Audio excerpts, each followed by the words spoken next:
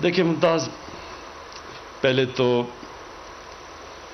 میرا کیونکہ اوورسیز پاکستانی سے سب سے زیادہ انٹریکشن ہے کرکٹ سے پہلے، کرکٹ کی وجہ سے ساری دنیا میں جو بیرون ملک پاکستانی تھے ان سے ملتا تھا میں، اور پھر شوکت خانم کے لیے پیسے اکٹھے کرنے کے لیے جدھر بھی پاکستانی تھے دنیا میں، کسی پاکستانی کو میں نے نہیں چھوڑا، ساری دنیا میں میں نے پیسے اکٹھے کیے، تو اس لیے میرا سب سے انٹریکشن رہا۔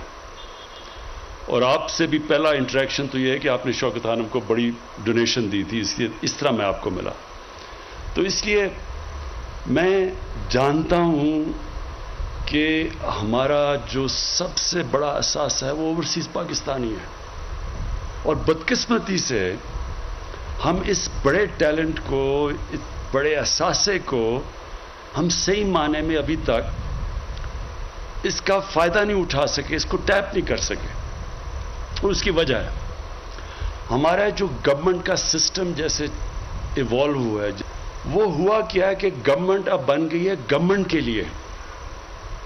گورنمنٹ ایوالو اس طرح ہو گئی ہے کہ وہ گورنمنٹ اپنے آپ کا ہی فائدہ پہلے دیکھتی ہے، پھر عوام کا فائدہ دیکھتی ہے، حالانکہ گورنمنٹ کا مین کام ہوتا ہے عوام کی بہتری کرنا۔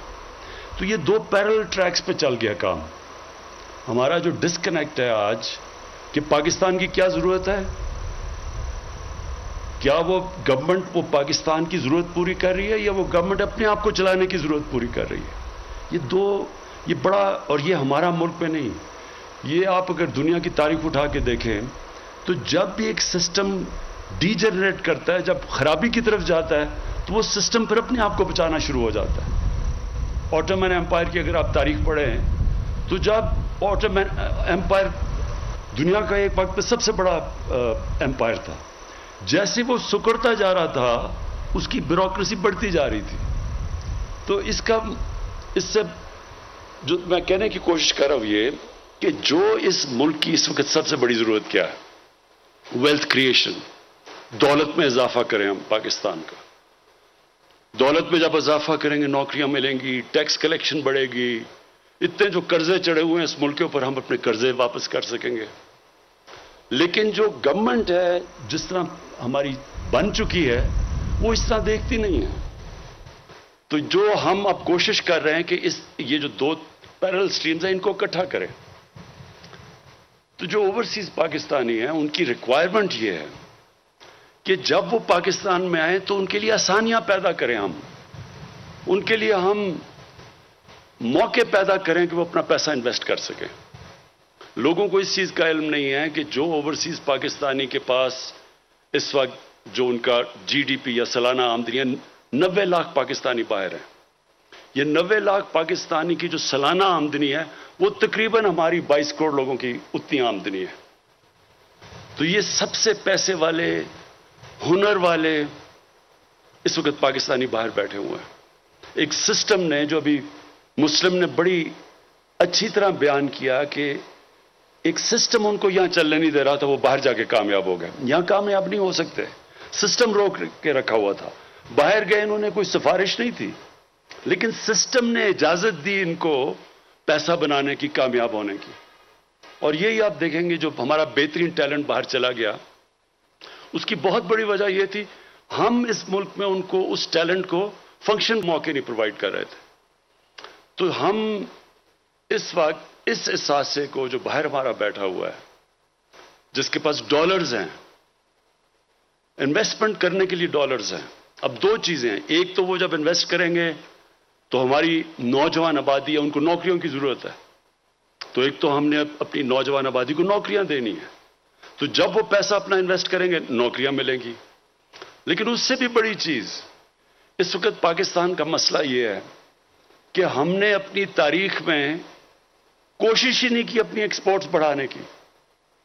ایک ملک تب امیر ہوتا ہے جب اس کے پاس چیزیں دنیا کو بیچنے کے لیے ہوں۔ جب اس نے اپنے ایکسپورٹس بڑھائی نہیں، یعنی ایک سنگاپور کی 300 ارب ڈالر کی ایکسپورٹس ہیں، 60 لاکھ کی آبادی ہوگی اس کی، پاکستان کی انشاءاللہ اس باری 30 ارب کی ایکسپورٹس ہوگی۔ ملیشیا جس کی کوئی 6 کروڑ کی آبادی ہے، اس کی 200 ارب ڈالر کی ایکسپورٹس ہے۔ تو ہم 22 کروڑ لوگ सोचें कि हम कितनी चीजें एक्सपोर्ट कर सकते थे अब, लेकिन कभी ना गवर्नमेंट किसी ने कोशिश ही नहीं की। तो जब तक हम अपनी एक्सपोर्ट्स बढ़ा रहे हैं, और एक्सपोर्ट्स बढ़ेंगी तो हम अपना डॉलर का कर्जा वापस करेंगे, एक्सपोर्ट्स बढ़ेंगी तो हमारा रुपया मजबूत होगा, लोगों की दौलत में इजाफा होगा। लेकिन जब तक हमारी एक्सपोर्ट्स नहीं बढ़ रही, तो जो हमारा ओवरसीज पाकिस्तानी बैठे हुए हैं उनको किसी तरह पाकिस्तान में लाएं ताकि वो इन्वेस्टमेंट करें। जब वो इन्वेस्टमेंट करेंगे हमारे डॉलर्स, और जब डॉलर लेके आएंगे हमारे रिजर्व्स बढ़ेंगे, रिजर्व्स बढ़ेंगे, रुपया मजबूत होगा। जैसे जैसे रुपया मजबूत होता जाएगा, महंगाई कम होती जाएगी, गुर्बत कम होगी। तो इस साइकिल में आपने समझना है कि क्यों जरूरी है हमें कि हम ओवरसीज पाकिस्तानी जिस तरह मुस्लिम हैं, इनको पूरी तरह कोशिश करें कि पाकिस्तान में वो मौके दें कि वो अपना पैसा इन्वेस्ट कर सकें। अभी तक ओवरसीज पाकिस्तानी क्या करते थे? वो ज्यादा से ज्यादा एक प्लॉट के ऊपर प्लॉट खरीद लेते थे, और बदकिस्मती इस सिस्टम की खराबी इतनी थी कि वो प्लॉट लेते थे, उसके ऊपर कब्जा हो जाता था।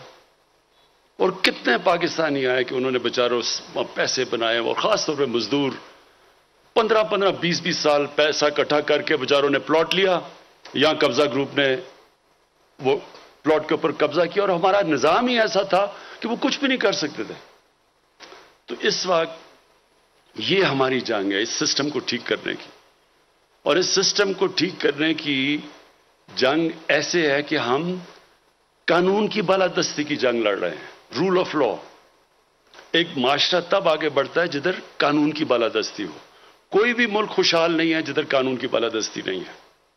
आज अमीर तरीन मुल्क हैं वसाइल के तौर पे अफ्रीका में हैं, कई अमीर तरीन मुल्क हैं, लेकिन क्योंकि वहां कानून की बालादस्ती है, गुर्बत की इंतहा है। और पाकिस्तान का भी ये मसला है कि जैसे जैसे हम अपना रूल ऑफ लॉ, हम इस मुल्क में कानून की बालादस्ती वो जैसे जैसे कायम करते रहेंगे, खुद ही ओवरसीज पाकिस्तानी पाकिस्तान में आके पैसा इन्वेस्ट करेंगे, क्योंकि उनको इत्मीनान होगा कि उनके पैसे के ऊपर कोई कब्जा नहीं करेगा, उनकी प्रॉपर्टी के ऊपर उनकी कॉन्ट्रैक्ट इन्फोर्स होगा। तो इसके लिए ये है सारी स्ट्रगल चल रही पाकिस्तान की इस वक्त। ये जो सारे पुराने बड़े बड़े लोग जिन्होंने अरबों रुपया चोरी, डॉलर चोरी करके बाहर बड़े बड़े महलात लिए हुए हैं, ये सारे जो इस वक्त अटैक कर रहे हैं इस गवर्नमेंट को, इनका मसला ही एक है, ये कानून की बालादस्ती नहीं चाहते। क्योंकि इस वक्त ये वो लोग हैं जो करप्ट सिस्टम से फायदा उठा के बैठे हुए हैं, और करप्ट सिस्टम की वजह से यहां थी। ये दुबई क्यों जाके इन्वेस्ट करते हैं? क्योंकि दुबई में कानून है, कोई किसी की जरूरत नहीं है इनकी जिंदगी को कोई पैसा मांगे, कुछ करे, रिश्वत मांगे, कोई किसी की जरूरत नहीं है। सारे पाकिस्तानी कराची से उठ के जाके दुबई में पैसा लगा रहे हैं। तो वही अब हमने करना है कि यहां कानून एस्टेब्लिश करना है ताकि बाहर से पाकिस्तान में पैसा आए। और इंशाअल्लाह जिस तरह हम 3 साल पूरी जंग लड़ रहे हैं इसके लिए, इंशाअल्लाह मैं हर साल हम आगे बढ़ते जा रहे हैं इसमें, और हर साल आप देखते रहेंगे कि ओवरसीज पाकिस्तानी ज्यादा पाकिस्तान में आ रहे हैं। हमारी इंडस्ट्री चल पड़ी है इस वक्त, आज देखें रिकॉर्ड गाड़ियों की सेल्स हो गई है। यानी जब इंडस्ट्री चलती है, लार्ज स्केल मैन्युफैक्चरिंग में सबसे ज्यादा इजाफा हुआ है इस बार। अब जो आखिरी बात मैं कहना चाहता हूं वो है टूरिज्म। क्योंकि मैंने दुनिया में तकरीबन सारी दुनिया देखी है, और मुझे वैसे भी शौक ट्रैवलिंग का बहुत था, और पाकिस्तान सारा मैंने देखा हुआ है। मैं बहुत देर से ये समझता हूं कि हमारा इतना बड़ा पोटेंशियल जो टूरिज्म में है, उसके हम बल्कि शुरू भी नहीं हुए उस रास्ते पे कि ये टूरिज्म का हम फायदा उठाएं। हमने जब केपी में हमारी गवर्नमेंट बनी तो हमने केपी में कोशिश की टूरिज्म बढ़ाने के लिए, और आप हैरान होंगे कि जो हमारे 5 साल 2013 से 18 तक जो सूबा सबसे तबाही हुई थी, जिस सूबे में वॉर ऑन टेरर की वजह से सबसे ज्यादा नुकसान पख्तूनख्वा को हुआ था, तो वो 5 सालों में यूएनडीपी की अब रिपोर्ट है कि उन 5 सालों में जिस सूबे में सबसे तेजी से गुर्बत कम हुई वो पख्तूनख्वा था। और उसकी बड़ी वजह यह थी कि हमने पख्तूनख्वा में टूरिज्म को पूरी कोशिश की, टूरिज्म बढ़ाने की। یہاں گلیات کے لوگ آپ کو بتائیں گے کہ 1 سال کے اندر ہمارے پہلے 1.5-2 سالوں میں یہاں زمین کی قیمتیں دگنی ہو گئی گلیات میں، اور کیونکہ ہم نے یہاں ٹورزم کے لیے ساری پروویژن کی. دیکھیں، سب سے تیزی سے ہم اس ملک میں اپنی دولت میں اضافہ کر سکتے ہیں، ویلتھ کریٹ کر سکتے ہیں ٹورزم کو بڑھا کے. اور یہ جو آج مسلم، یہ ایک اس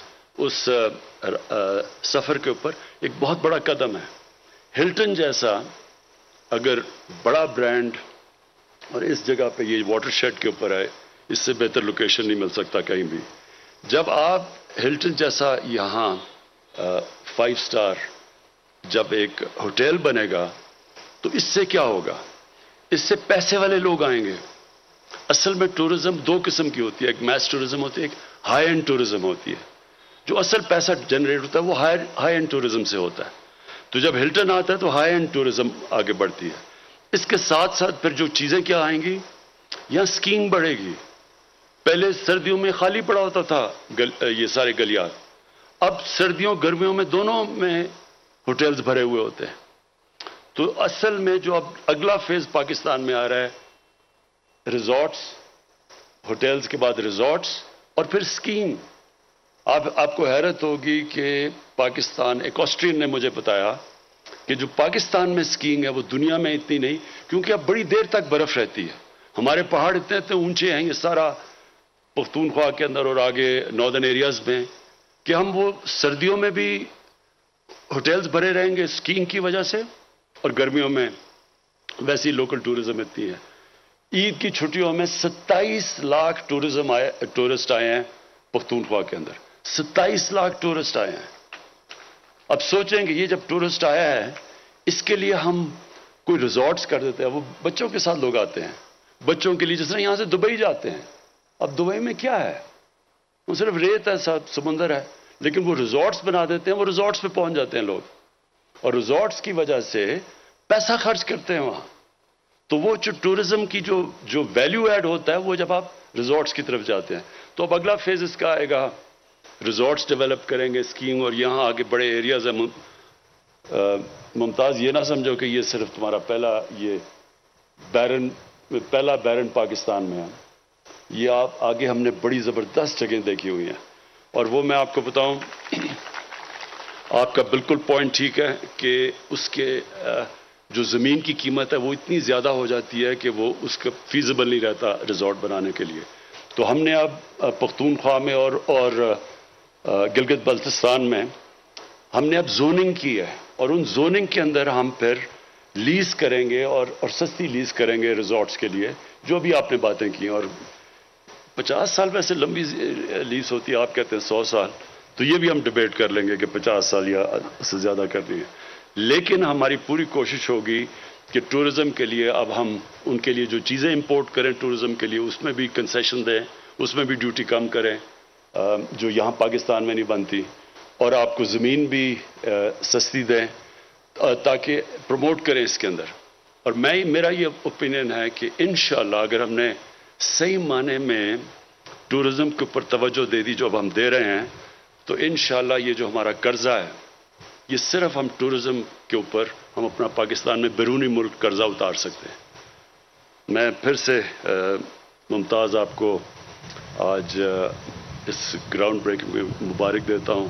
میں اسپیشلی اس لیے آج آیا گراؤنڈ بریکنگ پہ. عموماً تو میں انتظار کروں گا جب اس کی اوپننگ ہوگی آپ کی ہوٹل کی، لیکن گراؤنڈ بریکنگ میں اس لیے کیونکہ مجھے پتہ ہے کہ آپ کو میں نے پہلی دفعہ سجیسٹ کیا تھا یہاں کے نتھیا گلی میں آ کے ریزورٹ بناؤ، آج سے 4-5 سال پہلے.